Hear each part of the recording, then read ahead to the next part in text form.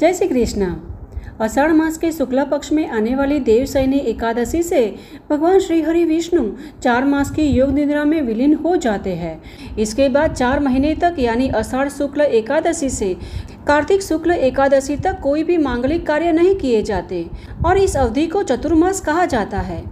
इस समय व्यक्ति को चाहिए कि वह अपना अधिक से अधिक समय भगवान की लीला कथाओं का श्रवण करे और अपनी चेतना को भगवान में स्थित करते हुए जप तप और ध्यान में लीन रहे।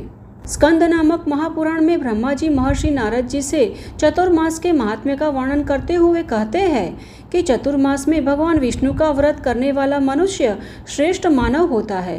तभी तीर्थ दान पुण्य तथा देवस्थान चातुर्मास आने पर भगवान विष्णु की शरण में रहते हैं।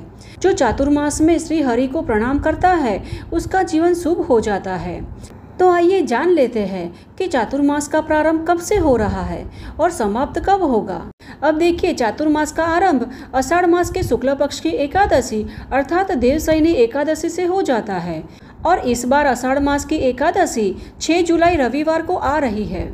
इस दिन से भगवान विष्णु क्षीर सागर में 4 महीने के लिए योग निद्रा के लिए चले जाते हैं और इसी दिन से चातुर्मास का आरंभ हो जाता है और चातुर्मास का समाप्त कार्तिक शुक्ल एकादशी अर्थात देव उठनी एकादशी पर होगा, जिसका पालन 1 नवंबर को किया जाएगा।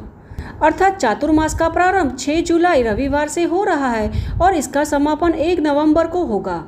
और जो आषाढ़ मास की पूर्णिमा से लेकर कार्तिक मास की पूर्णिमा तक चातुर्मास का पालन करना चाहते हैं उनके लिए चातुर्मास का प्रारंभ 10 जुलाई गुरुवार से हो रहा है और इसका समापन 5 नवंबर 2025 बुधवार को होगा। इन दोनों समय अवधियों में से आप जो भी पालन करना चाहे वह कर सकते हैं। और चातुर्मास में श्रावण, भाद्रपद, अश्विनी और कार्तिक मास का समावेश होता है।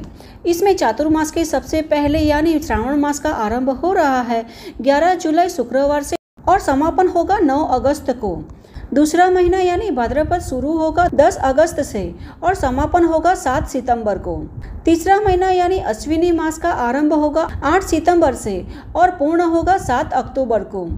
और चातुर्मास का अंतिम यानी कार्तिक मास आरंभ होगा 8 अक्टूबर से और इसकी पूर्णाहुति होगी 5 नवंबर 2025 को। इस 4 माह में नाग पंचमी, रक्षाबंधन, जन्माष्टमी, गणेश चतुर्थी, शारदीय नवरात्रि, दशहरा, दीपावली सहित अन्य पर्व मनाए जाते हैं। हमारे धार्मिक शास्त्रों में चातुर्मास में पूजा पाठ का विशेष महत्व बताया गया है। इन 4 महीनों में पूजा पाठ जप तप करने से अक्षय पुण्य की प्राप्ति होती है तथा भगवान श्री हरि विष्णु का सायुज्य प्राप्त होता है। तो यह है आने वाले चातुर्मास के विषय में संपूर्ण जानकारी और हमें आशा है कि यह जानकारी आपको उपयुक्त होगी। अगर हमारे द्वारा दी गई यह जानकारी आपको थोड़ी सी भी उपयुक्त होती है तो इसे अपने मित्र और परिवार में भी शेयर करना, जिससे कि उन्हें भी चातुर्मास के विषय में संपूर्ण जानकारी प्राप्त हो सके। तो चलिए, हमारे शास्त्रों में वर्णित ऐसी ही वैदिक और प्रमाणभूत जानकारी तथा कथाओं के साथ फिर से मिलते हैं। तब तक के लिए जय श्री कृष्ण।